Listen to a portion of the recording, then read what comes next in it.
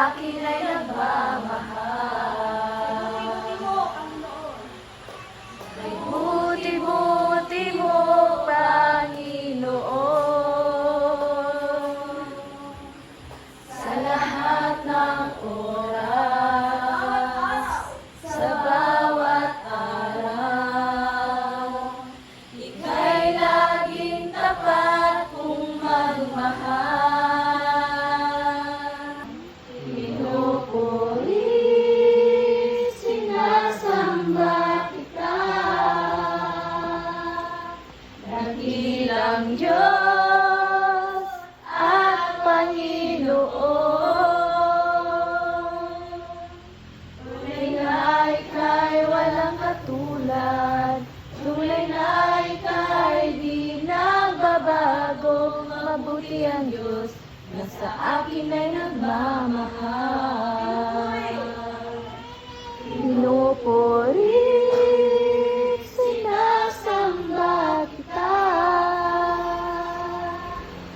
dakilang Diyos at Panginoon. Tunay na ika'y walang katulad, tunay na ika'y di nagbabago. Mabuti ang Diyos na sa akin ay nagmamahal. Mabuti ang Diyos na sa akin ay nagmamahal. Mabuti ang Diyos na sa akin ay nagmamahal.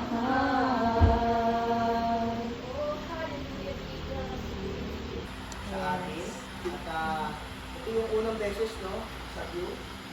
Yes. At habang tayo po'y nagpupuri, naalala ko nung kami nagpa-pioneer, o ako ay nagpa-pioneer, nagpapasimula ng simbahan. Gantong ganito, walang instrumento, palakpakan lang, no? Talagang mga boses lang. At natutuwa tayo sa Diyos sapagkat tayo ay naririto dahil mag-aaral tayo ng salita niya. Mag-aaral tayo na kung saan alam natin na pag-uwi natin, meron tayong dala-dala o baon na kanyang salita na pwede natin gamitin sa ating mga buhay. Okay? That's why we are going to talk about bakit ba tayo sumusuko. Why quit? Naranasan niyo na bang sumuko? Yes. Naranasan niyo na bang bumitaw Yes. sa buhay? Yes. Maraming mga bagay para tayo ay bumitaw. Nandyan yung bills, kuryente. Diba? Pag nandyan ang kuryente, parang gusto mo nang bumitaw sa buhay. Nandyan yung mga problema, mga pagsubok, karamdaman. At higit sa lahat, yung personal nating mga problema. Na kung saan, kapag dumating itong mga bagay na ito, ay tila ba gusto na nating umayaw sa buhay. Naranasan nyo na ba sa loob ng isang araw parang lahat ng problema sa mundo ay nakuha nyo na? Yeah. No? Tignan nyo yung tabi nyo kung problemado. Problemado. Oo. Oo, pastor. Oo. No? Kaya, meron akong ibabahagi na isang tao at lingkod ng Diyos na halos lahat ng uri ng pagsubok naranasan na niya. Pero makikita natin na kahit anong uri ng pagsubok ang naranasan niya, hindi siya sumuko. Hindi siya bumitaw. Ang pangalan po niya is Pablo. Si Paul. Kilala niyo ba si Pablo? Si Paul, na kung saan napakarami niyang pinatay ng mga Kristiyano sa Biblia. Libo-libo. Pero nung nakita niya ang Panginoon, na bago ang kanyang buhay. At nung siya ay nagpapahayag ng salita ng Diyos, napakarami mga pagsubok ang kanya pong naranasan. Napakarami mga pagsubok ang kanyang naramdaman.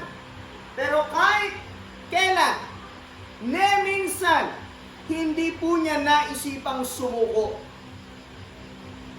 Tandaan po ninyo, ang buhay ng isang Kristiyano, hindi po nawawala ng problema. Yeah. May nagtanong sa akin, Pastor, ba't nung ako'y naging Kristiyano, mas dumami problema ko?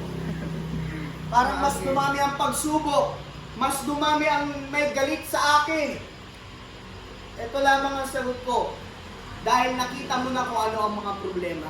Dati, nung hindi ka Kristiyano, isa ka sa problema.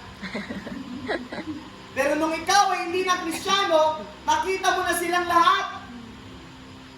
At hindi dapat yan ang maging dahilan para ikaw ay sumuko. Yes. Yung dapat ay maging kasangkapan o instrumento para ikaw ay lalong magpatuloy. Amen. Amen? Amen. So dito po, ito yung ating pag-uusapan na makikita natin na dapat ba talagang sumuko? O dapat natin itong panghawakan ang mga sinasabi ng Diyos sa kanyang mga salita? So, sa Philippians chapter 3, verse 12 to 14, lalapit ako. Sabi dito, not that I have already obtained this or am already perfect, but I press on to make it my own. Because Christ Jesus has made me his own.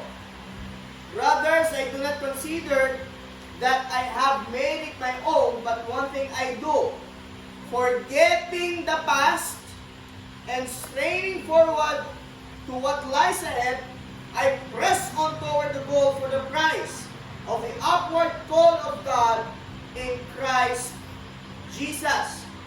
Now, lahat ng mga pagsubok sa buhay, araw-araw, ito yung ginagamit ng kaaway para tayo ay sumuko. Ito yung ginagamit ng kaaway para tayo ay bumitaw. Problema sa pamilya, problema sa mag-asawa, problema sa simbahan, problema sa sarili, mga disappointments, maraming mga nagpe-persecute sa iyo. At ang mga Kristiyano ay hindi po exempted. Sabihin mo, hindi ka ligtas. Hindi ka ligtas. May problema ka rin. May problema ka rin. No? So dito, titignan natin yung buhay ni Paul. Ang tao ito ay merong dahilan at napakaraming dahilan para sumuko. Pero mga kapatid, hindi niya kailanman ginawa. Ano yung sikreto? Ito yung mga makikita natin. Si Paul, napakarami niyang mga pagsubok, nalunod, pinag-ahampas, binabato hanggang sa mamatay, nagutom, dinuduruan. Pero hindi po siya sumuko. Naranasan niyo na ba magpalutang-lutang sa dagat? Ate, naranasan mo. 3 beses niya naranasan yun. Naranasan niyo na bang hagupitin ng 40 times sa likod? Kuya, naranasan mo na yon? Yung hagupitin, paluin, 40 times hanggang sa magsugat? Wow! Kailan? Matagal na? Buhay ka pa? Praise God, nandito ka. Amen. Naranasan niyo na ba magutom? Yes. Talagang pagkain. Kung makita natin, merong calling si Paul. Everybody say calling. Calling. Everybody say commitment. Commitment. Si Paul po ay isang mamamatay tao.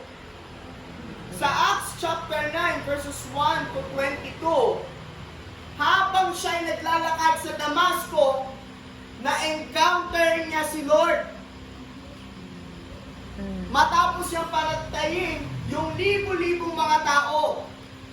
Si Paul, libo-libong mga Kristiyano ang kanyang pinatay.